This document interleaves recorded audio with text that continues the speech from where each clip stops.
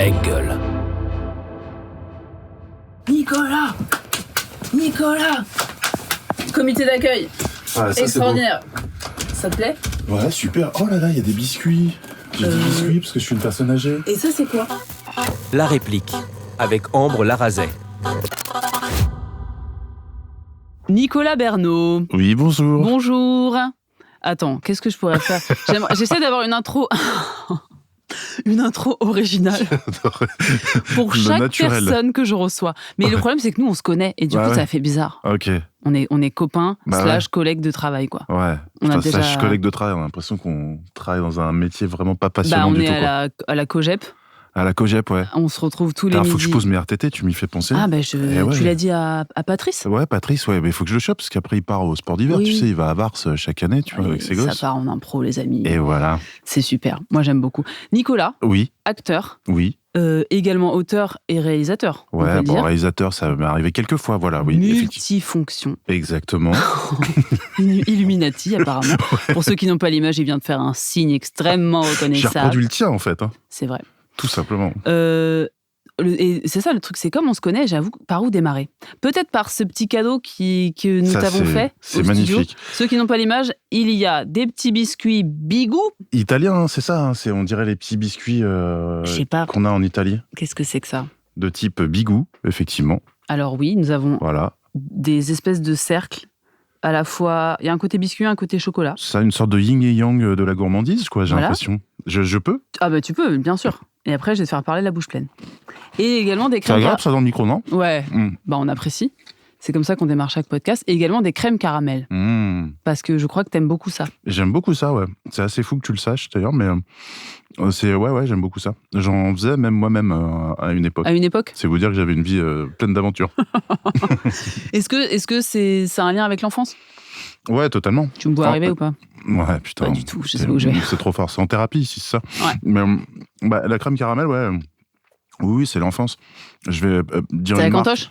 C'est la cantoche, c'est les flambis à la cantoche. Ah, les flambis. Ah, est-ce que c'est la pub flambi? Tu sais, quand on pour démouler, c'est plus rigolo. Quand on tirait la languette du tableau et que les chiens de la chasse à courre tombaient du tableau. Putain, bien sûr. C'est ça qui t'a donné envie de faire du cinéma? Totalement. Je voulais être un chien de chasse à courre. Le lien est tout trouvé. Meuf qui est pas douée du tout dans les interviews. C'est les flambis qui t'ont donné envie de faire du cinoche? Totalement, ouais. J'avais envie d'être ce flan, j'avais envie d'être ce caramel, j'avais envie qu'on me retire la languette. Et fin du podcast. Ouais. Comme ça. Alors c'est bon ces petits gâteaux ou pas? C'est très bon. Bon, bah super. Vous entendez la mâchoire de Nicolas Bernot? Non, mais ça c'est un privilège. C'est quand même, on est au cœur de l'intimité d'un acteur. Peu d'ASMR. Vous sentez toute la méthode Stanislavski, j'arrive pas à le dire. En ayant mangé des gâteaux extrêmement secs, c'est compliqué. C'est compliqué. Sec, c'est compliqué. Oh là là, où est-ce qu'on va? Ouais, je ne sais pas. J'ai envie de démarrer d'une façon peu académique. De dos, peut-être? Non, pardon. Vas-y. Et comme... Ah mais après, il faut quand même rester près du micro, donc c'est compliqué. Ouais, mais je l'ai senti en le proposant. Et comme tu as commencé le podcast en mangeant, j'ai envie qu'on te pose la question de mon invitée précédente, qui a une question pour toi. Ah, mais oui, c'est vrai. Donc... Malinx. Eh oui. Vous êtes d'accord en régie, les 57 personnes de la régie? C'est une vanne régulière que je fais. C'est bien, hein. Moi, j'adore. Allez, on écoute. Est-ce que tu manges beaucoup à la cantine? Est-ce que ça te gêne pas de jouer le ventre plein? C'est fou. On parle de cantine de tournage, de plateau de tournage, bien sûr. Ah ouais, mais c'est fou. Je sais plus comment on en est arrivé là, avec cet invité. Mais la transition est incroyable. Le biscuit. Raika Azanavicius, qu'on a reçu juste avant, qui est pleine de vie. Ouais. Et on a eu tout un débat sur la nourriture. Et en tout cas, en tournage. Alors, tu manges à la cantoche? Je mange, mais je mange pas à outrance, ouais. T'es conscient? C'est passionnant. C'est peut-être pas le meilleur angle pour démarrer, mais c'est pour détendre l'atmosphère. Non, mais en gros, ça dépend déjà. Bon à savoir. Ça dépend de la journée en elle-même. Si on est déjà, ouais, ça c'est vrai. Ouais. Je prends, ça va pas être très intéressant, mais j'essaie de manger ce qui me donne l'énergie suffisante. Je grignote plus. et je me gave plus comme avant à la cantine en fait. C'est-à-dire que au début des tournages, tu le faisais. Ouais, mais parce que t'as pas d'argent. C'est gratos. Non, ouais, c'est ça. Tu peux pas résister. Non, mais c'est sûr. Il y a le plaisir de manger. En plus, c'est un moment sympa sur les tournages quand l'ambiance est bonne. Ouais. C'est que c'est aussi le moment où tu discutes avec les gens, où t'as un peu le temps de discuter. Et du coup, tu te rends pas compte que t'es en train de t'enfiler une entrecôte. Mais parce que t'as la cantoche et t'as la régie. Voilà. Alors en fait, ça, le truc c'est ça, c'est que là, je privilégie plus la cantoche que la régie. La régie, c'est le piège. Je prends que des fruits secs en régie, que des choses qui donnent... Yes, mais que des choses qui donnent de l'énergie en fait. Quand tu fais des tournages de nuit ou quoi, voilà. Donc non, le ventre plein, non, je suis pas fan. On va faire un tournage et tu te brosses les dents après ou pas ? Ça y est, je le fais maintenant parce que je trouve ça trop. Avant, tu le faisais pas ? Tu faisais subir ça à tes partenaires ? En fait, non, j'avais toujours une pastille à menthe, un truc, un machin, tu vois. Mais en vrai, pour l'articulation, c'est pas mal. Pour l'articulation, puis tu peux avoir un truc coincé entre les dents. Tu vas faire une scène hyper romantique, tu vois. T'es Vassili Schneider. Par exemple, dans au hasard. Le Comte de Monte Cristo. Tu peux pas avoir le morceau de salade entre les dents, tu vois. Ça marche plus. C'est plus le même conte, quoi, tu vois. Donc ouais. Le conte du comté. Ouais, c'est le comté. Le conte de j'ai raté mon jeu de mots. Non, mais peut-être une minute de silence pour ça, je sais pas. Ça me permet de totalement changer de sujet. Ouais. Alors, Nicolas, pour les 2-3 personnes qui te connaissent pas, donc, les gens qui écoutent ce podcast, mais quoi, tout le monde te connaît. Non, mais c'est bien, c'est comme tes 57 régisseurs. Et les gens, mais tout est vrai, ok, dans ce podcast. Non, mais en vrai, je pense qu'il y a beaucoup de gens qui te connaissent. Il y a des gens qui te reconnaissent dans la rue qui disent, t'es pas machin. Exactement, c'est exactement un peu le même cette syndrome, phrase. je pense, tous les deux. Ouais, exactement. J'adore ce que tu fais, mais ça fait trop ce que tu fais. Exactement. Okay, mais ils sont contents de te voir. Et c'est le moment de t'identifier. Tu vas nous faire tout ton CV. Oh putain. Non, mais est-ce que tu peux nous redire un peu les moments marquants de ta carrière, sachant que tu fais partie de cette catégorie entre guillemets d'acteurs qui a fait plein de choses certes, mais qui a été propulsé par les débuts des chaînes YouTube, notamment Golden Moustache. Effectivement. Moi, au départ, je viens du théâtre. Donc, j'ai fait du théâtre pendant 15 ans, le truc classique, conservatoire, machin et tout. Et effectivement, à un moment donné, j'ai mis le pied dans Internet et j'ai intégré Golden Moustache. Et ça, pour certains, en tout cas, ça a mis un nom sur mon visage qui devient un peu flou pour ceux qui me croisent dans la rue. Mais en général, c'est là qu'ils m'ont vu, mais ils s'en rappellent pas. Parce que c'est souvent Studio Bagel qui leur vient plus facilement que Golden Moustache. Mais en gros, oui, voilà. Pendant 5-6 ans, j'ai fait des vidéos avec les copains et les copines sur Golden Moustache. Ça m'a permis de rencontrer plein de gens, de proposer à l'écriture des choses. Enfin voilà, c'était une période géniale. T'as écrit tout de suite chez Golden ou... En fait, ce qui est marrant, c'est que chez Golden, Vladimir Rodionov, qui était un des co-créateurs, j'étais venu juste faire un sketch pour Adrien Méniel où je faisais Batman qui passait un entretien d'embauche avec Superman. Ouais. Et on s'était bien entendu. Et un autre sketch, La police de l'humour, où on vient arrêter les gens qui font de l'humour de merde. Et tu parlais de la cantine tout à l'heure. À la pause déj, Vladimir, il me regarde comme ça, il me dit « Mais toi, je suis sûr que t'écris des trucs, t'as des trucs à raconter et tout. » Il dit « On a créé une entité qui s'appelle le Lab je me souviens. À Golden. Viens et tout. » Puis je sais pas, j'ai fait un peu le frileux. Et puis finalement, je suis venu, mais c'est par Flaubert, moi que je suis venu. Enfin, Florent Bernard, qui s'appelait Flaubert à l'époque, qui splittait avec les Suricates. Il me dit, écoute, là, à la rentrée, je vais continuer à faire des sketchs en solo. Est-ce que ça te dirait de venir et tout, quoi. Donc, je suis venu en tant qu'acteur, mais très rapidement, j'étais aux réunions d'auteurs. Ouais.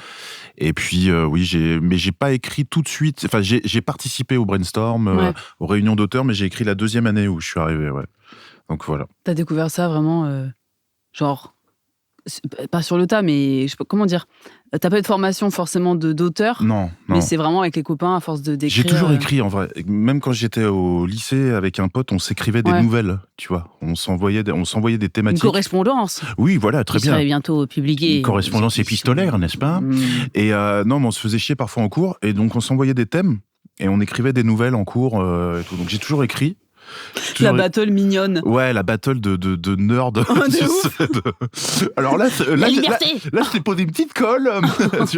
Et donc voilà, on se faisait ça. Et puis après, au théâtre, première année de théâtre, le premier spectacle qu'on faisait était entièrement écrit et mis en scène par les élèves. Et donc c'est là que j'ai commencé à écrire des sketchs et à les jouer et à y prendre goût. Et donc l'écriture a toujours été un peu là.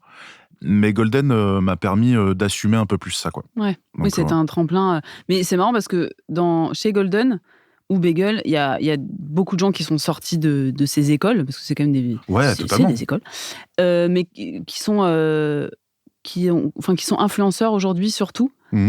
Toi, j'étais quand même toujours... Parce qu'on pourrait un peu coller des étiquettes aux personnes qui sont passées par là en me disant c'est un peu des slashers, quoi. Ils font un peu plein de trucs. Oui. Toi, pour avoir suivi ta carrière depuis longtemps, quand même, tu gardes quand même ce truc d'acteur, quoi. Ouais, t'es quand même un acteur. Parce que t'as aussi joué dans d'autres projets. Ouais. Tu t'es détaché d'Internet. Ouais, carrément. Ouais, j'ai toujours été un acteur qui écrit, un acteur qui réalise, mais j'ai toujours été un acteur d'abord. Oui. Effectivement, c'est mon métier. C'est juste que ce qui est génial avec nos métiers, avec les arborescences que ça permet, c'est que je me suis dit pourquoi se refuser à essayer d'autres choses, quoi. Mais sinon, oui, si on me disait tu dois choisir qu'un seul métier, je dirais acteur, oui, bien sûr. Mais c'est pas ça que tu voulais me dire. Si, c'était ça. Tu sais, dans ce podcast, on va prendre des chemins un petit peu comme ça, à droite, à gauche, et on va jamais retomber sur nos pattes. Ça, c'est très bien.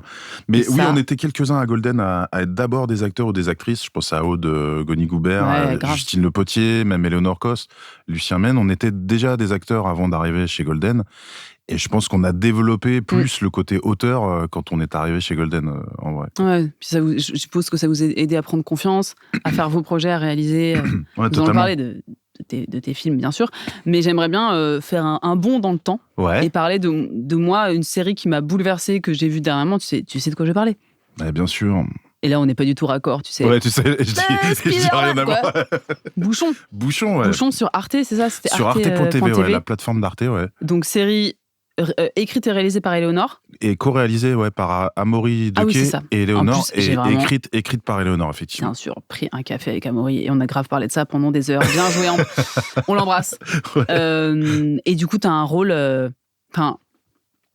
me souviens que j'ai porté particulièrement de l'attention parce que je te connais, donc on aime trop regarder les copains. Ouais, bien sûr. Et je trouve que tu as été bien servi, quoi. T'as été bien servi et tu as un rôle... je ne saurais même pas comment le décrire. Est-ce que tu peux m'en parler ? Et comme ça, je vais rebondir avec intelligence. Écoute, déjà, merci. Bouchon, pour le coup, c'est un des trucs dont je suis le plus fier en tant qu'acteur. On peut encore le voir. Ouais. Faut trop que les gens voient cette série. C'est sur arte.tv, c'est gratuit en plus. Mais oui. Tant que les choses restent gratuites, il faut en profiter. Ouais, bien sûr. C'est sur la plateforme. En fait, c'est sur le replay d'Arte. C'est-à-dire qu'il ne dissocie pas vraiment. Arte.tv, c'est une entité, mais voilà. Donc, allez voir ça, au moins pour vous faire une opinion. Moi, c'est en tant qu'acteur, c'est un des rôles que j'ai le plus aimé faire et dont je suis le plus fier. Donc, c'est Eleonore Cos qui a écrit. Ce qui est drôle aussi, c'est le parcours entre nous, c'est-à-dire qu'on est devenus amis avec Golden et tout. Et une des premières collaborations avec Eleonore Cos, je jouais son paix. C'est-à-dire qu'on a fait un sketch où je jouais le paix d'Eleonore Cos. Vous avez bien entendu. Voilà. C'est pas son père. En fait, un jour, elle avait fait un rêve où elle pétait, c'était moi qui apparaissais, et du coup, elle en a parlé à Florent Bernard qui lui a dit, mais faut que t'en fasses un truc. Et du coup, voilà. Donc, ma première collaboration avec elle, ça a été ça, et je suis passé du paix à Olivier dans Bouchon. Au beau-frère. Au beau-frère, voilà. Olivier, comment le décrire ?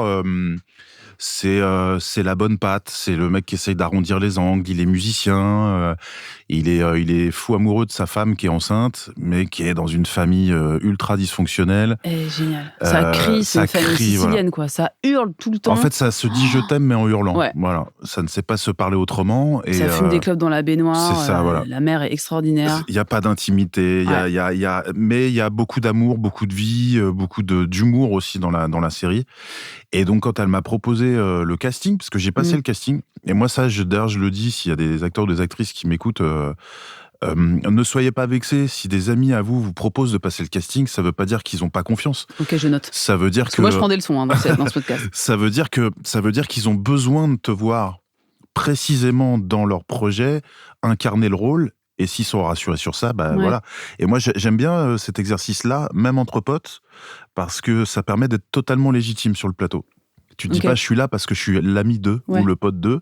Je suis là parce que vraiment, j'ai été le meilleur choix possible au casting pour le projet, quoi. Et donc, quand elle me dit ça, elle me dit, écoute, voilà, elle me dit, il y a ce rôle-là. J'ai l'impression qu'on ne t'a jamais proposé ce genre de personnage. Donc, je dis oui. C'est ça que j'ai aimé. Voilà. Et moi, c'est ce que j'ai adoré faire. Et je pense que l'actrice que t'es, on tend vers ça, on a envie d'aller vers des choses... Oui, pas qu'on disait, toi, tu vas faire le flic. Ouais, voilà, on a c'est compris, ça, tu connais ton emploi. Exactement. T'as envie de faire autre chose et des choses sensibles. C'est cool, il y a des très beaux rôles de flics. Mais certes, mais... Voilà, mais... Et en gros, elle me dit, est-ce que tu joues d'un instrument, est-ce que tu joues de la guitare ? Moi, je suis un guitariste de plage, je fais les mêmes accords depuis 25 ans et tout. Et elle me dit, voilà, il y a une audition, il faudra que tu prépares une chanson et tout. Et moi, j'étais comme un dingue à ce moment-là, parce que j'avais enfin la possibilité de montrer autre chose. C'est pour ça, le casting, ça offre la possibilité de montrer autre chose, quoi. Et donc, j'ai passé le casting, j'ai préparé une chanson et tout, et puis ça a été une évidence. En gros, je me sentais tellement à l'aise. Je comprenais tellement Éléonore, je connais tellement un peu, pas intimement sa famille, mais je connais sa sœur, je la connais elle. Ouais. J'avais l'impression de tout comprendre qu'elle avait, que je comprenais ce qu'elle vivait et tout. Et donc ça a été assez évident pour elle, en tout cas, que ce serait moi. Trop et bien. puis voilà, je suis allé chercher en fait des choses. Tu vois, on en parlait, ma nature labrador, tu vois. Je suis allé chercher ce truc-là, et en fait, ce qui était fou, c'est que par moments, j'avais rien à jouer, parce que ce qui se passait sur le plateau, c'est ce qui se passait pratiquement dans la situation du personnage. C'est que parfois j'avais du mal à trouver ma place entre Éléonore, Raphaël, Muriel Combeau qui joue la mère, Arnaud Chevry qui joue le père. Et donc je me servais de ça. Je me servais du fait que ça va être dur d'en placer une. Et donc du coup ça servait le personnage, quoi. Et elle m'a fait un cadeau formidable. C'est-à-dire que c'est un personnage qui a plein de nuances, elle m'a offert une de mes plus belles scènes de déclaration d'amour et en même temps de détresse et tout. Dans le sauna. Ouais. Et donc ouais, voilà, j'ai adoré ça, et allez voir ça parce que ça vaut le coup. C'est trop bien. Pour avoir tourné avec toi quelques fois et suivi un petit peu tes états d'âme, parce que je devine aussi parfois, même par des posts ou des trucs bêtes, tu vois, mais... Ah ouais, merde. Non, mais en fait, on lit en toi comme dans un livre ouvert. Non, mais c'est une séance de psy. Non, mais on en a déjà parlé, tu vois. Je sais que t'as pu souffrir d'une étiquette, justement, de gros dur. Ouais. En tout cas, de rôles qui sont pas toujours intéressants à jouer ou qui sont mal écrits parce qu'ils manquent de nuances et où, d'un moment, t'en as marre de faire le bourrin. Ouais. Et là, t'as un rôle... Ah ouais. sensible, et ça reste un cisgenre hétéro, enfin tu vois, le mec un peu basique et tout. Totalement. On pourrait penser que justement c'est un bourrin, alors qu'en fait il est hyper surprenant et c'est hyper touchant et on comprend le couple. C'est ouf. Ouais, moi c'est le meilleur compliment qu'on ait pu me faire. Bah merci. Je t'en prie. Et le plus beau compliment qu'on m'ait fait, c'est ça. On m'a dit, mais on y croit tellement à ce couple. De ouf. On croit tellement à cette histoire. On vous aime parce qu'on voit que vous vous aimez et tout. Et ça, ça m'a fait vraiment plaisir, parce que Raphaël, donc qui joue ma femme et la sœur d'Éléonore, on se connaît, mais pas tant que ça. Et je l'ai su qu'après, c'est que quand il y a eu une dizaine de personnes qui ont passé le casting pour le rôle, et c'était que des potes d'Éléonore, des gens qu'elle connaissait et qu'elle aimait, quoi. Et Raphaël, direct, quand elle a su que j'étais auditionné, évidemment sous réserve que je fasse bien le casting, elle était d'office plus à l'aise à le jouer avec moi. Trop bien. Alors que pourtant, on n'a pas des scènes très intimes. Je crois que je lui ai fait un bisou sur le front. C'est le max qu'on mais vous vous connaissez depuis longtemps, quoi. Mais vous vous croisez... En fait, il y avait quelque chose instinctivement qui faisait que, et je l'ai vu tout de suite, on était à l'aise, tu vois, on se marrait. Parce qu'il faut savoir que, au-delà même de la série, c'est le premier vrai rôle de Raphaël Coste, et je la trouve incroyable dedans. Et donc, on a été très solidaires et tout. Par moments, forcément, elle était un peu en stress. Et donc, ce qu'on était l'un pour l'autre en dehors du tournage nourrissait aussi nos personnages. Donc ça, c'était très cool. Et oui, c'est vrai que en fait, j'ai adoré le fait que Olivier n'a pas l'apparence de sa personnalité.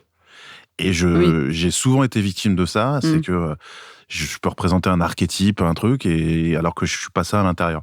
Et Olivier, c'est ça, quoi. C'est-à-dire qu'il a une espèce d'apparence un peu massive, un peu monolithique. Et en fait, comme tu dis, il est plein de sensibilité, plein de nuances, plein d'amour pour les autres, et voilà. J'espère que ça va inspirer d'autres réals pour justement t'offrir des rôles qui, tu vois, un peu plus variés. Justement, est-ce que là, tu arrives à avoir un regard sur ta carrière, sur ton début de carrière? Parce que de toute façon, en vrai, on a l'impression que c'est toujours un début de carrière, mais écoute, t'en es où? En fait, t'en es où? J'en suis où? C'est marrant parce que tu vois, là, je viens d'avoir 45 ans. Joyeux anniversaire. Merci. C'était en septembre.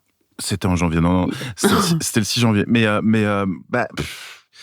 en gros, tu vois, ça fait 27 ans que je fais ça. J'ai commencé à 17 ans. Ok. Tu vois.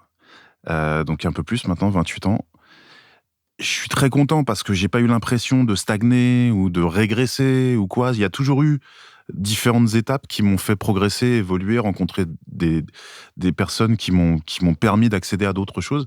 Donc de ce point de vue-là, c'est super. Maintenant, c'est vrai que là, je suis à un endroit où j'aimerais arriver à cet endroit de liberté, tu sais, où tu peux dire non ou oui à des projets pour la raison juste de le projet me plaît ou ne me plaît pas. Et j'en suis pas encore là, et je me dis, voilà, c'est ce truc-là où je me dis, j'aimerais bien arriver à cet endroit-là.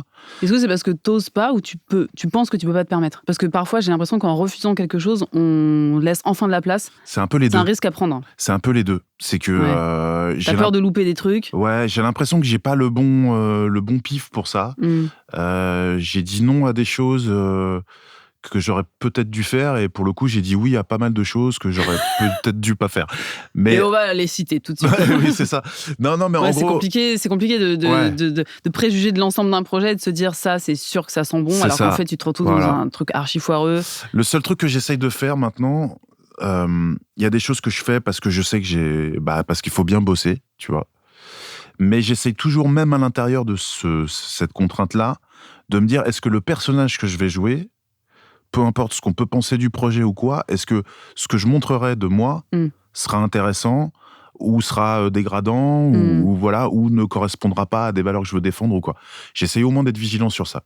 Le critère, c'est pas seulement mais c'est payé et puis il faut que je paye mes factures. Ouais. C'en est un, malheureusement, mais j'essaye d'être vigilant sur ça, de laisser une bonne image de moi dans tous les sens du terme, que ce soit pendant le tournage ou à l'image, quoi. En fait, est-ce que c'est plus une image de tes choix artistiques? Parce que c'est une image de toi, tu peux rien. Il y a des rôles de gros méchants, oui, pas... bien sûr. Mais en fait, c'est plus une espèce d'exigence de dire je ne jouerai jamais dans tel type de projet. Il y a des choses, effectivement, je reste sur des principes tout en me disant j'en suis pas encore là, et quand j'en serai là, je serais OK avec ça et j'accepterai les projets pour les raisons oui, il faut que je vive, quoi.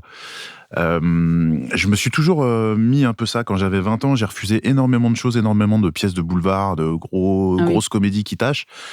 Alors c'est vrai que ça fait du taf, ça fait de l'expérience, mais ça me déprimait. Tu peux t'enfermer. Ouais. Et si t'as pas envie de ça, c'est chaud. Parce qu'après, si on te voit excellent dans ce truc-là, on a envie de te voir excellent dans un autre truc du même acabit, et tu t'enfermes. Et j'ai vu beaucoup de comédiennes être frustrées, être tristes, et à un moment donné, abdiquer et devenir un peu des fonctionnaires de leur métier, à dire ne plus avoir le feu sacré. Ouais, tu sais, à dire on sait qu'on révolutionne pas le théâtre, mais bon, on est en bonne santé, on est en liberté. Et j'avais pas envie de devenir ça, tu vois. Petite référence cinématographique, j'avais pas envie de devenir les Grands-Ducs. Je sais pas si t'as vu ce film-là. Évidemment que non. Voilà, un film super, je crois que c'est de Patrice Lecomte, qui montre une troupe de vieux comédiens un peu ringards, mais joués par des excellents comédiens. C'est-à-dire, c'est Jean Rochefort, Marielle, Philippe Noiret. Et t'as une jeune comédienne qui découvre un peu le théâtre et qui fait une tournée d'un gros boulevard qui tâche. En vrai, c'est magnifique parce que ça réhabilite aussi ce théâtre-là un peu populaire, pas très exigeant, mais au final, c'est des gens qui font quand même un joli métier. Mais il y a quand même un côté un peu, un peu, on s'embourgeoise et on s'encroute un peu dans un truc pas très intéressant artistiquement. Ouais. Et donc, à 20 ans, je refusais plein de trucs. Mes parents, ils disaient, mais attends, mais c'est quand même du travail. Je dis, mais si à 20 ans, j'ai pas un idéal, à quel âge je vais l'avoir, en fait? Donc, parfois, ça a été dur, tu vois. Tu fais des petits boulots, t'es au RSA, t'es machin, mais je suis quand même content de pas être rentré dans ce truc-là, parce que si j'avais fait ce métier pour la sécurité de l'emploi ou la finance, j'aurais fait un autre métier. Là, maintenant, oui, je suis à un endroit où je me dis, est-ce que j'ai le luxe de dire non, tant que ça, quoi. Donc, quand je dis pas non, j'essaie de me dire oui, mais, voilà. Ouais. Si jamais vous montez ma voisine suce le voisin, appelez Nicolas, parce que maintenant il accepte tout. J'avais vraiment pas d'autres titres. C'est dommage, je suis allé au plus facile. Il est super, hein. Ma voisine suce le voisin. Non, c'est pas ça. C'est pas... Normalement, il faut être un peu plus de finesse. Genre, C'est plus mon. Ouais. Non, c'est ça, ouais. Ma voisine est une suceuse plus. Oui, c'est plus ça, ce genre de truc raffiné. Exactement. J'avoue, j'avais passé des auditions pour ce genre. Bien sûr, mais moi, franchement, j'ai refusé. Ce que je ne dénigre pas, mais. Ah ouais. Mais à la fois, ça va être marrant. En fait, j'aimerais bien avoir plusieurs vies et faire ça pendant un an, puis ensuite tenter autre chose. Parce qu'il y a quand même eu un esprit de troupe. Et en vrai, tu peux te marrer, je pense. Non, mais c'est sûr. Et en plus, parfois, j'ai eu des contre-exemples où je me suis dit, tu vois, t'es bien con. Ça se trouve, t'aurais fait ça, tu serais arrivé là. J'ai vu des potes accepter plein de trucs que moi, j'aurais pas pu accepter. Et finalement, ils se retrouvent dans des beaux projets maintenant. Et je vois que ça change aussi, ça, tu vois. Disons que c'est un peu dommage parce que j'ai eu le même réflexe à la vingtaine, avec tous mes idéaux, machin, là. Et puis après, je me suis bien pris le métier dans la tronche. Ouais. Mais, phrase très bizarre. Non, mais c'est parlant. Mais pas de contresens. Le métier dans la tronche, la réalité du métier, hein, pas les gens. Mais c'est vrai que moi, par exemple, mon truc à 20 ans, quand j'étais au cours Florent et tout, je me suis dit, jamais je ferai de pub. Genre, c'est mort. Alors, tu parles, maintenant, je suis là, à la Redoute, machin. mais je me disais, non, c'est mort, après, t'es cramé, ou il faut tout de suite avoir des rôles de fou et tout. Alors qu'en fait, pas du tout. Si tu sors de nulle part, en plus, il faut quand même que tu fasses un petit peu ton parcours. Puis on t'en veut jamais de débuter, en fait. Mais c'est ça, en fait. Donc, en fait, t'aurais pu faire des pièces que t'aimais pas à l'époque. Bien sûr. Et de toute façon, 25 ans plus tard, qu'est-ce que t'en as à faire ? C'est trop marrant, c'est des souvenirs trop drôles, en plus. Exactement. Donc, mais ça petit parfois, conseil pour les... C'est vrai. Voilà. Pour ceux qui démarrent. Alors, en gros, petit conseil, effectivement, c'est faut pas souffrir en jouant, non. Mais crachez pas dans la soupe. Voilà, c'est ça. Et puis, dites-vous que ça dure pas longtemps. Surtout le théâtre, les gens oublient, en fait. C'est pas un truc qui laisse une empreinte indélébile. Oui, c'est ça. Ça, c'est vrai.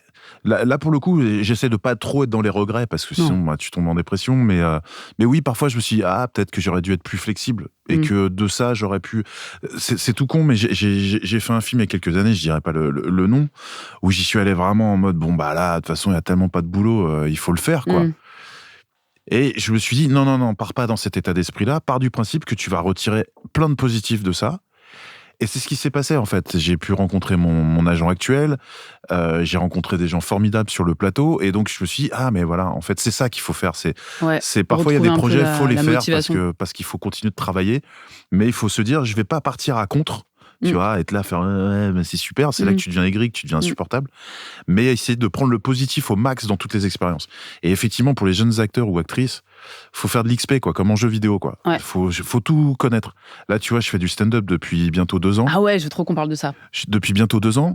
L'année dernière, j'étais en mode yes man. Je disais oui à tout ce qu'on me proposait. Même si le truc t'arrive, ça suinte l'humidité dans la cave et tout, tu t'en fous.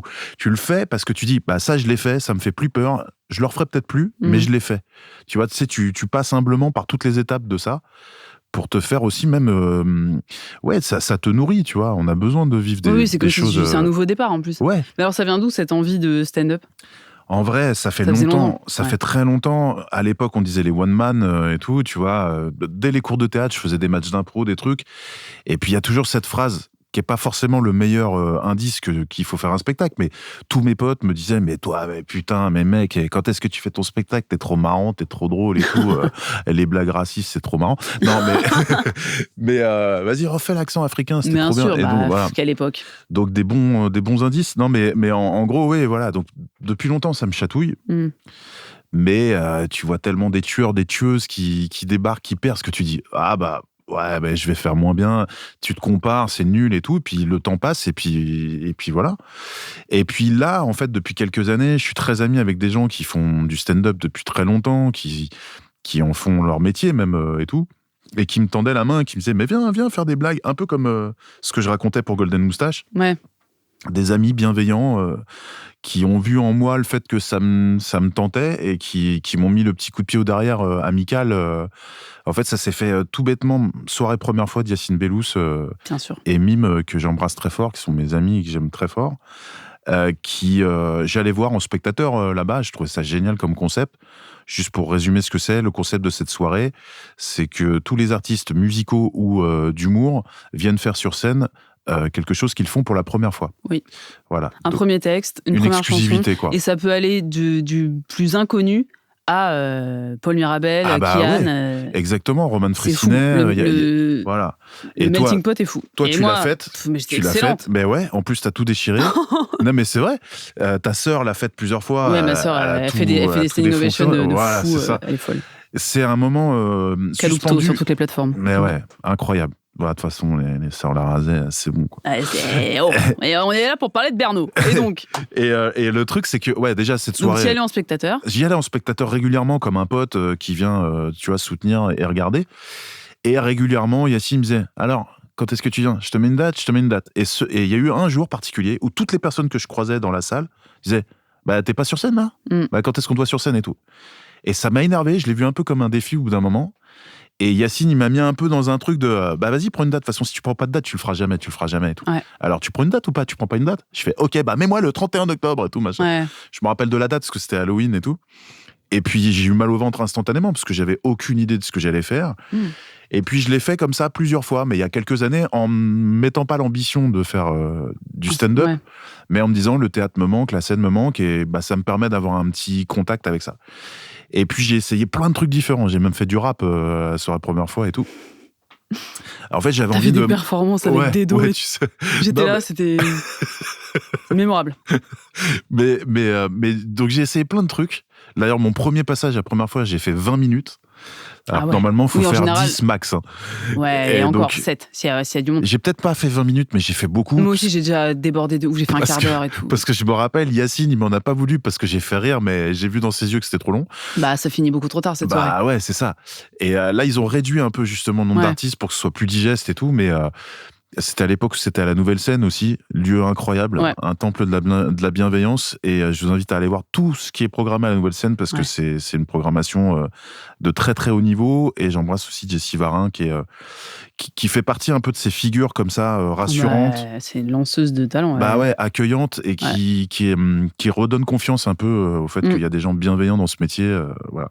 Et donc ça me chatouillait, le fait de faire rire les gens, c'est quand même c'est un super pouvoir. Enfin, il y a un truc, c'est hyper grisant, quoi. Quand ça marche, c'est vraiment grisant. Et puis, ça me trottait dans la tête. Ensuite, on se tape le confinement, le machin, le truc. Là, de toute façon, tu peux plus rien faire. Ouais. Et je me suis dit, bon, allez, sois pas con, je vais y réfléchir.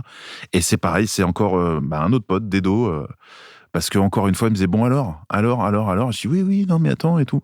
Et il me dit, le 31 octobre, c'est marrant, cette date, à chaque fois. Il me dit, je fais mon européen, tu feras ma première partie. Et tu te démerdes. Et on était au mois de juillet, on était au Festival d'Avignon, et donc j'avais quelques mois pour préparer. Et donc je me suis mis à solliciter des comédie clubs pour commencer à préparer ce que j'allais faire, quoi. Et ce qui est fou, c'est que parfois, tu sais, tu enclenches quelque chose, tu penses que ça va être compliqué, et en fait, il y a un alignement de planètes. Ouais. Puis à ce moment-là, Justine Le Potier est en train de lancer un comédie club, un plateau de comédie club dans un nouveau lieu avec une amie à elle. C'est le Cartel, ouais. Le Cartel. Pareil, qui est un endroit génial. Allez-y, c'est super. Et donc voilà. Et donc d'un seul coup, je me suis mis à écumer plein de salles pour travailler le truc. Et puis voilà, je me suis pris au jeu. Et l'objectif, ça serait de faire mon spectacle là en 2025. Ok. J'ai beaucoup parlé là. Je vais prendre un petit biscuit sec. Ah oui, comme ça va bien t'assécher. Mais du coup, en tant que c'est marrant. En fait, on a un peu ce point commun d'avoir d'abord été sur les plateaux de tournage et tout ça avec tout le monde qui, enfin, tu sais que t'as cette petite lumière du stand-up qui dort en toi. T'as trop envie d'en faire et tout, et tu te lances un peu tard. Mais il y a quand même cette richesse de comédiens ou de comédiennes. Bien sûr, ouais. Mais du coup on saura jamais ce que ça fait d'avoir démarré par ça, mais à la fois j'ai l'impression que les deux se nourrissent et ça aide quand même à assumer qui on est, parce que en général quand t'es comédien t'as quand même un truc où ta personnalité elle passe au second plan. Enfin en tout cas c'est peut-être une erreur qu'on fait au début. J'ai remarqué par exemple, moi j'ai décidé par exemple en ce moment d'arrêter de m'excuser quand j'arrive en casting, tu sais. Je sais plus qui m'a, justement une personne que j'ai reçue ici, je crois que c'est Anne-Marie Vin, je sais pas, mais qui m'a dit on arrête maintenant, on assume qui on est, on arrive, on est là, voilà ma personnalité. Exactement. Je suis un boucan, et quand ça va être action, je vais être dans le personnage, vous inquiétez pas. Et j'ai fait ça, j'ai testé il y a 2 jours. Bon, ça a pas trop marché, parce que la Dirka, ça m'a vraiment dit, mais t'es quoi dans folle en fait? Et j'étais là, en fait je vais arrêter d'être là. Bonjour, je serais pas vulgaire, mais d'être en séduction. Effectivement. Et le stand-up aide à sortir un peu de ces petits carcans là, et à apprendre un peu qui on est, parce qu'à force de jouer des personnages, on sait plus trop qui on est. Ça, c'est vrai. Donc là, t'es toi-même sur scène, tu racontes des trucs archi intimes, tu montres les pires côtés de ta personnalité. Alors ça, c'est le truc, tu vois. Les persos, c'est trop bien. C'est intéressant que tu dis ça, parce que pour le coup, j'arrive pas encore à être très intime sur scène, mais malgré toi, je t'ai dit qu'on lisait en toi comme dans un livre ouvert.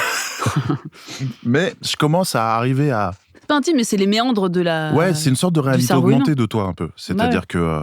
Parce que ça, je me suis posé la question... C'est vrai que toi, tu joues pas mal sur scène. Enfin, je me suis posé la question, c'est que je me suis dit... L'avantage, tu vois, de Dedo, c'est un pseudo, par exemple. Yacine Bellous, c'est Yacine Bellous. Et j'ai l'impression que oui, il y a une promesse quand c'est ton prénom et ton nom, c'est qu'on s'attend à ce que tu parles de toi. Et c'est, comme tu dis, ce métier, ça me pétrifie de parler de moi. Tu vois, c'est-à-dire que j'aime mettre de moi dans les personnages, ou m'oublier dans les personnages. Il y a que ceux qui me connaissent qui disent, ça c'est toi, ça t'as pas eu besoin de trop le jouer et tout, le tueur en série là, c'est toi. Tu vois, et donc du coup il y a un truc, mais donc ça c'est intéressant par exemple, parce que tu dis la quête de soi. dans ce podcast.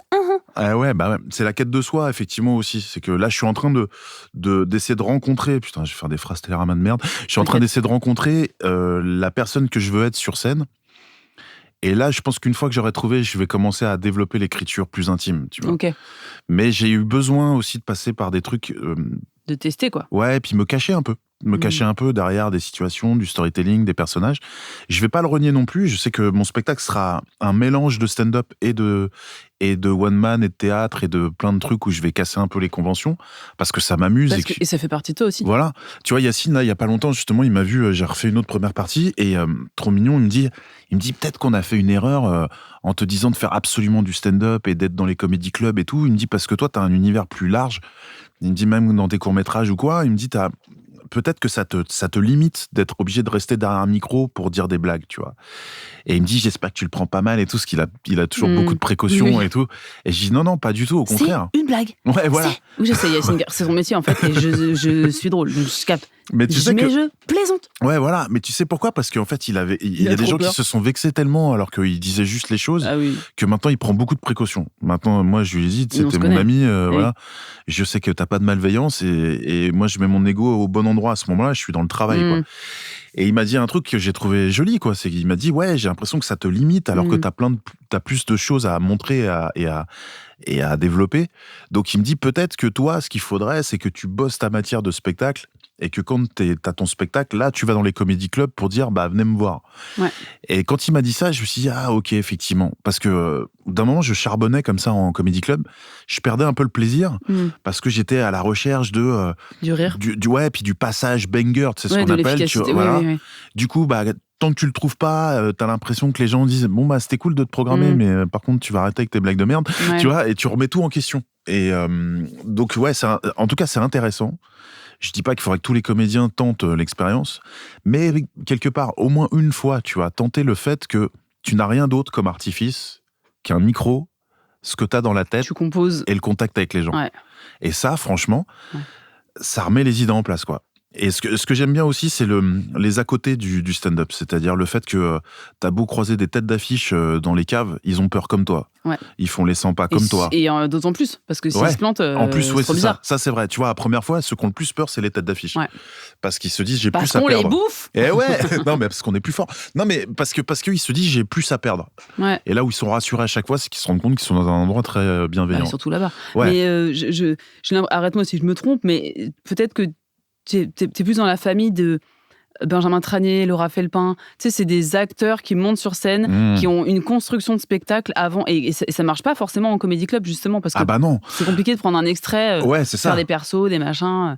Disons ça reste un taf de comédien, quoi. Je suis un peu plus stand-up que ceux que tu as cités. Mais oui, clairement, très rapidement, je tends vers ça. C'est concept, quoi. Et donc, oui, là, en ce moment, je travaille un numéro, c'est un truc de ringard, je travaille un numéro de cabaret, de music-hall. Avec une marionnette, bon, tu viendras. Je vous spoile pas, mais c'est gratiné. Mais non, mais le truc, c'est que oui, mais ce qui est intéressant aussi, c'est que finalement, là, je tente des choses qui sont assez théâtrales, mais qui sont proches de ma personnalité. Et quand c'est proche de ta personnalité, il y a un truc instinctif dans le public où ils sentent que t'es pas en train de leur raconter de la merde ou de faire un truc un peu fake qui est trop extérieur à toi. Ou alors, dans ce cas-là, comme tu dis, il faut y aller à fond, il faut être Benjamin Tranier, tu t'oublies dedans et tu composes un truc qui défonce, mais il y a de la punch toutes les phrases quasiment, tu vois.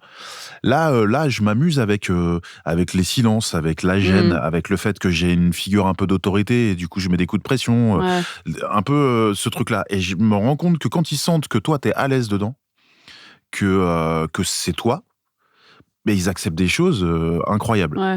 Alors que quand j'étais en mode, alors je vais vous faire rire, alors vous savez pas ce qui s'est passé, et du coup il faut, je sais pas ce qui s'est passé, mais en tout cas ça marche pas, quoi, tu vois.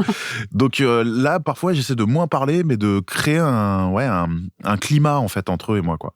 Un climat d'honnêteté. Ouais, même s'il est fabriqué. Et ça, c'est vrai que pour le coup, c'est ce que je voyais chez toi aussi, c'est ce que tous les humoristes pur stand-up nous disent, c'est que être comédien c'est un atout incroyable.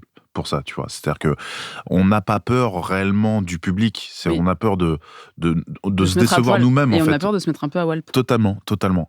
Mais par contre, dès qu'on rentre dans un truc d'acting ou de machin, les gens font « Oh putain, la vache, ah ouais, c'est précis, putain, c'est vachement bien fait. » Et est-ce que dans l'autre sens, le fait d'être monté sur scène depuis quelques années, ça a nourri ta vie d'acteur, enfin justement est-ce que ça a peut-être aussi détendu quelque chose, ou est-ce que t'as décroché plus de rôles, ou j'en sais rien, tu vois. Je sais que là t'as des projets pour cette année, pour 2025. J'ai noté sur ma petite feuille le film de Fabrice Eboué et de Patrick Cassir, c'est ça? Ouais, exactement. Et il y a aussi un projet de Arte.tv aussi, au fond du truc. Raconte-nous, parce que revenons un petit peu au tournage. Ouais.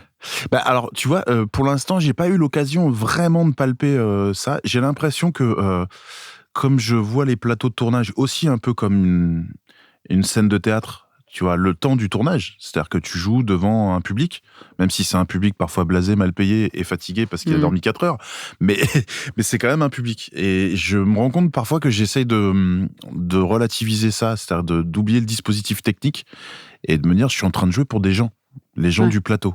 Tu vois. Donc, ah oui, pas bête. Tu vois, je sais pas dans quelle mesure. Tu fais moins de prises qu'avant, quoi.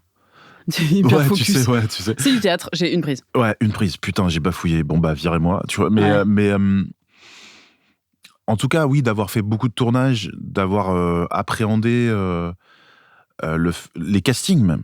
Passer un casting, c'est la même chose que faire 5 minutes dans un comédie club, c'est-à-dire que la personne te connaît pas forcément, tu dois la convaincre en 5 minutes, et après tu repars, et puis au suivant, tu vois.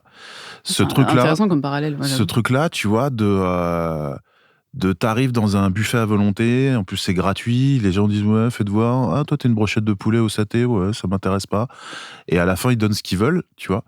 Je me dis bah oui, dis-toi que c'est pareil qu'un casting, tu viens, comme te disait Anne-Marie Vin, faut pas s'excuser en fait. Moi j'essaye plus de me dire il faut que je cartonne en comédie club. Je dis juste je veux que si les gens m'aiment, ils m'aiment pour ce que je veux vraiment leur proposer, tu vois.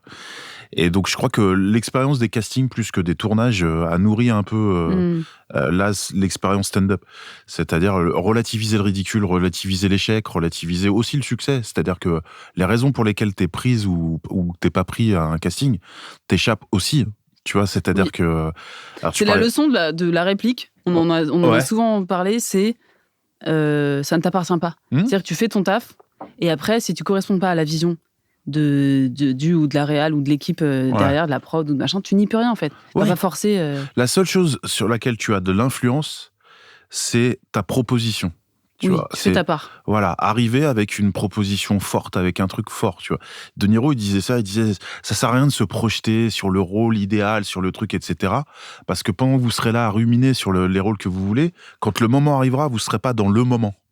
Donc il dit be in the moment, tu vois, et il dit un truc mieux dit que moi, il développe ça. Avec un accent peut-être meilleur. Je crois, mais à peine, hein, franchement. et d'un seul coup, je me suis dit, putain, il a raison. Déjà, c'est pas si important. En vrai, dès qu'on en fait un truc... alors je dis ça, j'ai pas passé encore le casting de ma vie où tu passes 4-5 tours et tu penses que ça va être toi et c'est pas toi, tu vois, mais... Oui, mais t'as quand même ton expérience de casting. De casting, mais c'est vrai ce que tu dis. Quand j'ai commencé le métier, je voulais montrer que j'étais... vachement intéressant, que j'étais beau, que j'étais... tout faire. Que j'étais mystérieux, que j'étais machin et tout. Et en fait, tu dis, bah, si je suis timide, je vais pas inventer quelqu'un d'autre, tu vois. Et en plus, c'est peut-être ça qui va les intéresser, pas pour ce projet, mais pour un autre. Ouais. Tu vois, genre, ah, mais Ambre, en fait, t'es un peu fofolle. Ils s'en rappellent. Ah bon ? Et ils se disent, attends, on cherche une nana avec une forte personnalité, un peu déglingo et tout. Ouais. On va prendre Ambre. Elle a un naturel incroyable, un truc incroyable, tu vois.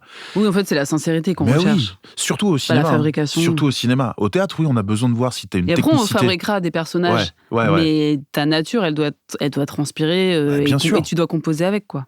On n'est pas tous timides de la même façon. On n'est pas tous... Tu vois, Adèle Exarchopoulos, quand tu la vois en interview, c'est pas le jour et la nuit avec ce qu'elle est dans ses films, tu vois. Et elle est autant séduisante et intéressante en interview que dans ses films. Parce que t'as l'impression d'assister à un moment de vie de la personne. Elle parle d'elle, en fait. Ouais. Et ça peut avoir ses limites. Parce que bah, du coup parfois il y a des rôles de composition que tu as du mal à incarner, mais les 3/4 du temps c'est ta nature qui nous intéresse au cinéma, tu vois. C'est Raphaël Quenard, s'il se mettait à composer quelqu'un d'autre que lui, peut-être qu'on dirait c'est bizarre, tu vois. Quand il est juste lui, la caméra se pose et c'est intéressant. Du coup, c'est ce qu'on aime en France. Parce qu'on aime bien quand même à la fois, il y a quand même, parfois, on adore les biopics, les choses comme ça, mais on va quand même chercher des acteurs qui ressemblent de base à la personne dont on veut parler. Mais c'est vrai que tu viens de mettre le doigt sur un truc. Enfin, moi, j'ai l'impression que ce qu'on cherche, c'est des natures, quoi. Bien sûr. Qu'on va ensuite étirer peut-être dans tous les sens et on va les amener à des endroits que même elle ne soupçonnait pas. Mais t'as raison, peut-être que ça peut être un bon axe de travail pour ceux qui démarrent ou ceux qui veulent en apprendre un peu plus, je sais pas.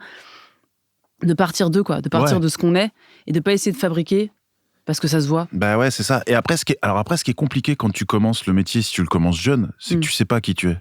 Oui, mais tu vas te nourrir. Tu sais pas vraiment ce que tu représentes à la caméra, tu sais pas vraiment... Certains le savent. C'est très rare. Mais... Tu peux le savoir rapidement. Moi, quand j'avais 17 ans... On pose avec ta jeunesse et justement ton manque d'expérience, en fait. C'est ça, tu vois. Mais parfois, on se dit, non, il faut pas montrer de faiblesse, il faut pas montrer...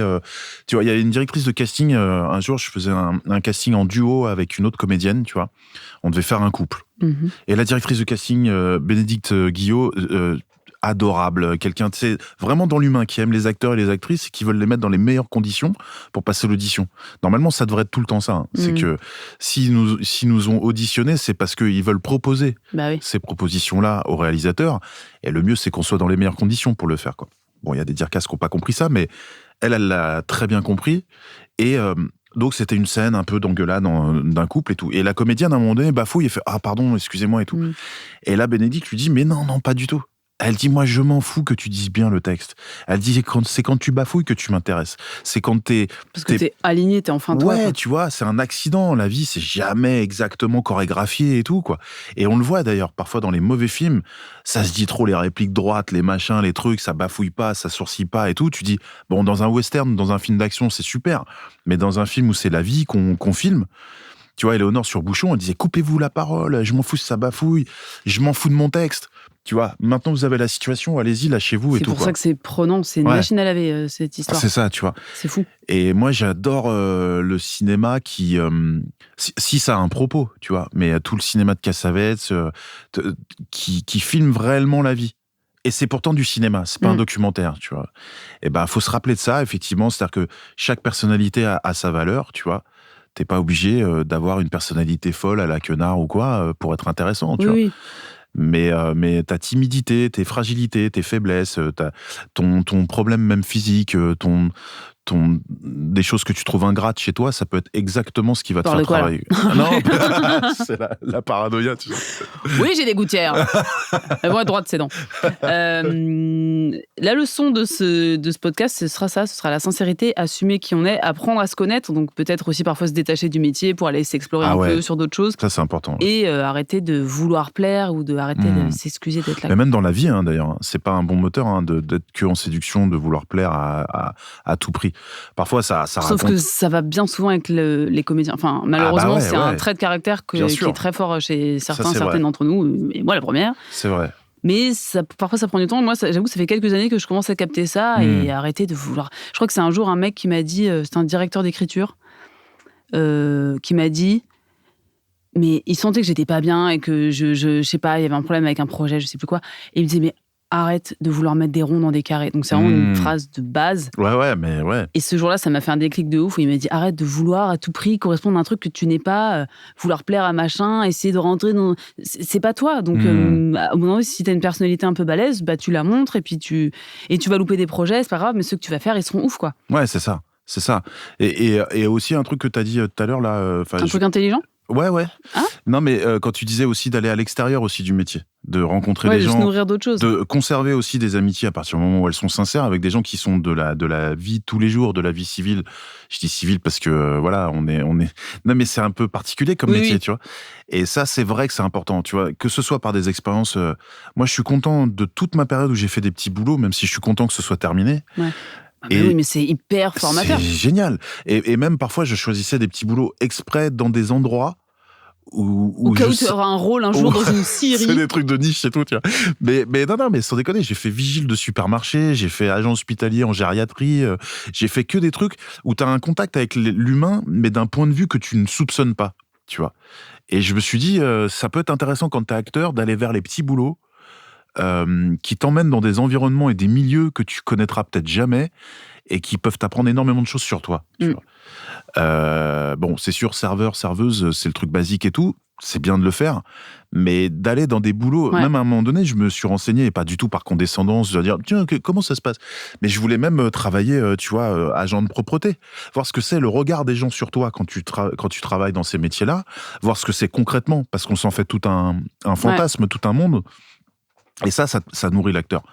Parce que du coup, quand t'as joué un mec lambda ou un ouvrier, un mec qui trime, tu projettes pas le fantasme social ou littéraire que tu te fais d'un milieu social. Oui. Tu le connais, tu l'as rencontré et tu le vois encore tous les jours, tu vois. Et c'est pas bête ça. Ça prend du temps. Ça prend du temps. Toutes ces petites formations. Sinon, tu fais patron incognito. C'est ça. Non, mais ça prend du temps. Mais une bonne perruque et let's go. En vrai, ça demande juste d'ouvrir son esprit en permanence. On a une chance dans notre métier, c'est que nos drames et nos bonheurs nourrissent toutes les choses qu'on peut faire. C'est-à-dire tu vois, c'est terrible quand t'es dans des horaires de bureau, dans un métier plus traditionnel, c'est que t'es au bout du rouleau, t'es au fond du trou, tu viens de perdre quelqu'un, t'es en rupture. Tu dois faire poker face de 9h à 18h, tu vois, parce que les problèmes, ils restent à la maison, tu vois, parce que ici c'est la performance, ici c'est le machin et truc. C'est terrible, c'est ce qui crée justement des dichotomies psychologiques qui fait que les gens craquent et voilà. Nous, on peut s'en servir, on peut décortiquer, étudier notre drame, étudier nos bonheurs, en faire des romans, des pièces de théâtre, des chansons, tu vois, donc ça là-dessus, c'est une chance incroyable. Donc il faut embrasser les drames comme les bonheurs, parce qu'ils nourrissent l'acteur et l'actrice qu'on est. Quand j'ai perdu mon père, j'ai un pote qui m'appelle, qui me dit ça va et tout, et je me suis surpris même, je me suis dit, putain, mais je suis un vampire ou quoi. J'ai dit, bah tu sais quoi, en fait, ce sera une émotion en moins que j'aurai à fabriquer. Ce sera une ride en plus sur le front, et une émotion en moins que j'aurai à fabriquer. Mais je me suis surpris à me dire, mais je suis un espèce d'enculé en fait. Je viens de perdre mon père et je pense à l'acteur mais ça c'était l'immédiateté. Ouais, voilà, c'est ça. Et après, ça pète à la tronche plus tard. Mais ouais, je vois totalement le process. Parce que oui, tu étais déjà dans la compréhension globale de l'événement. En fait, je me suis dit, bah, voilà aussi comme une richesse. Tu vois, c'est une expérience de vie. C'est la plus extrême, mais c'est une expérience de vie. C'est ça, tu vois. Tout comme moi, mes premières années de théâtre, j'ai vécu grandeur et décadence. C'est-à-dire, la première année, c'était une parenthèse enchantée. Ma prof m'adorait, elle me donnait énormément de place dans le cours. Je rencontrais des gens géniaux, plus âgés que moi et tout. C'était le bonheur. Et l'année d'après, elle m'a détruit. Rapport, tu sais, d'affect hyper destructeur et tout. Mes potes, mes camarades se sont détournés de moi parce qu'elle a créé des clans, des scissions. Le pire truc, vraiment le négatif de l'année d'avant. Sur le moment, je vis le pire cauchemar. Mais après coup, je dis, mais putain, mais c'est génial. Je vis en très peu d'années tout ce que tu peux vivre au fur et à mesure d'une carrière. Mais du coup, je suis déjà préparé à vivre ça. Okay. Au fait que t'as eu cette intelligence de digérer ça? Pas sur le moment. Je serais très prétentieux de dire que quand je le vivais, mais quelques années après, d'accord. Le regard sur ça, je me suis dit, bah, quelque part, je suis beaucoup moins candide, je suis beaucoup moins naïf, tu vois. J'étais pas en méfiance ou en parano, mais je savais que... C'est une force. Ouais, voilà, c'est-à-dire que quand tu sors de cours, t'es un poussin, tu vois. Moi, ça y est, j'avais déjà connu des trucs durs, des trahisons, tu sais, des trucs que tu vois, les trucs moches du métier, tu vois. On se tire dans les pattes pour choper un rôle. C'est génial, mais ça c'est une astuce qu'on va donner aux débutants qui nous écoutent. Parce que moi, j'aurais aimé la voir peut-être plus tôt. Servez-vous de vos expériences qui paraissent abominables, même si évidemment sur le coup elles sont, que ce soit des trahisons, des choses comme ça ou des drames, bon, après chacun son timing, mais il faut peut-être garder en tête que ça va être transformé en quelque chose de positif. Exactement. Ça va être transformé en force. Sur le moment, tu prends trop cher. Ah ouais, vivez-le pleinement. De toute façon, ne soyez pas en stratégie, tu vois. Oui, le mec, il fait exprès de souffrir. Genre, attends. Ah ouais, c'est bien ça, attends, vas-y, filme. Mais... Fais-moi mal là, parce que ça va me servir. Mais c'est vrai que c'est en digérant les événements qu'on les sublime. En tout cas, ça peut faire relativiser. De se dire, bah, tu vois, là, j'en chie un maximum. Mais putain, ça nourrit l'actrice que je suis et que je vais être, ou l'acteur que je suis.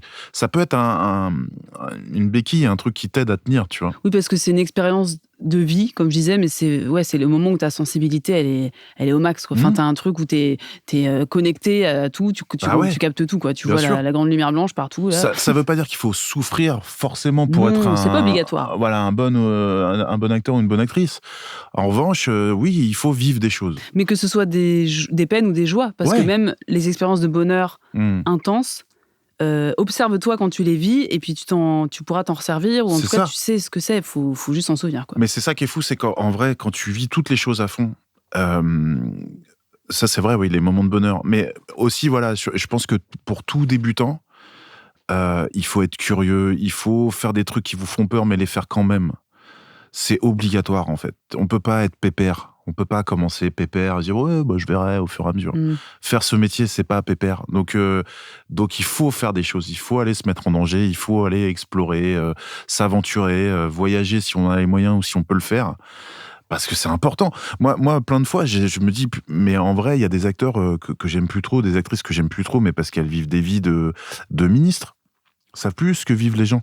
Tu vois. Ah oui. Donc quand ils sont à jouer quelqu'un qui va lancer une manif dans un film, tu fais sens que la fabrication. D'autres, tu vois. Je te vois tout le temps dans le 5e. Enfin, tu vois, il y a pas. Je dis pas qu'il faut être tout le temps à dire non, mais attends, je vais connecter avec les vrais gens. Oui, mais c'est bien. Justement, il faut rester un tout petit peu connecté. Ouais. C'est-à-dire que Dupontel, Vincent Lindon, des gens comme ça, en vrai, ils ont des vies de rosta et tout, mais tu sens qu'ils ont jamais perdu de vue le fait de se connecter ou en tout cas de s'informer sur l'humain. Tu vois, les gens qui me disent ah non, mais moi je regarde pas l'actualité, ah non, parce que c'est trop dur et tout, genre comme ça, tu fais ouais, c'est bien parce que tu as ce privilège de pouvoir le faire sans que ça impacte ta vie. Mais si tu es une actrice ou un acteur, je trouve que tu te prives d'énormément de connexion avec les gens et donc de ce que tu peux leur transmettre aussi, quoi. Bien envoyé. Ouais. Tu sais, le mec qui s'auto-satisfait. Non, j'ai regardé la crème caramel, je voulais me récompenser. Mais vas-y. C'est vrai, je peux? Bah oui, bien sûr. C'est génial. Je fais une petite musique. C'est la petite pause goûter. Alors, c'est toujours un peu trop collé sur les bords. Ça, c'est le challenge. C'est pour voir si t'es vraiment un gros dur ou en fait, non, t'es... Ah bah voilà. Un mec je fragile. saigne, mais ça va être super. Ouais, je suis Pendant fragile, que tu vas manger cette crème caramel, je vais du coup te faire le même exercice que mon invitée précédente, qui donc t'a posé une question. Hein. Je rappelle qu'on a quand même commencé ce podcast avec la cantoche. T'es encore en train de bouffer. Enfin bref, ça s'arrête jamais. Si toi, tu devais poser une question à mon ou ma prochaine invitée, sachant qu'on ne sait pas qui c'est, tu lui demanderais quoi en tant qu'acteur Alors, c'est quoi les questions qu'on se pose entre acteurs? Ça peut être très anodin comme très philosophique. Tu peux le faire avec des bruits de bouche aussi, mais c'est pas obligatoire.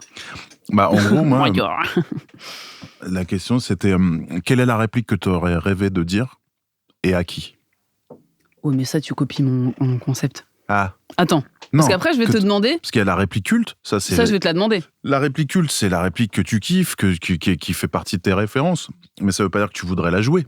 Ok. Autant pour moi. Attends, redis la question parce que j'ai pas compris. Quelle réplique culte t'aurais aimé jouer, dire et à qui? Avec quel partenaire, en fait, en gros, quoi. Très bien. C'est trop proche. Non, c'est enregistré. C'est trop proche? Pas du tout. C'est enregistré. Et maintenant, je rebondis juste à côté. Toi, c'est quoi ta réplique culte? Alors, on va parler que de ça, en fait. C'est compliqué comme question et j'ai mis vachement de temps à trouver. Parce que il y en a tellement, mais en gros, ça c'est pas une réplique qui me définit, mais j'ai choisi celle que je vais te dire parce que elle est devenue presque une expression de famille. Ok. Alors, en gros, c'est tiré d'un film qui s'appelle Tandem de Patrice Lecomte avec Jean Rochefort et Gérard Jugnot. Si vous n'avez pas vu ce film, foncez voir ce film. Ok.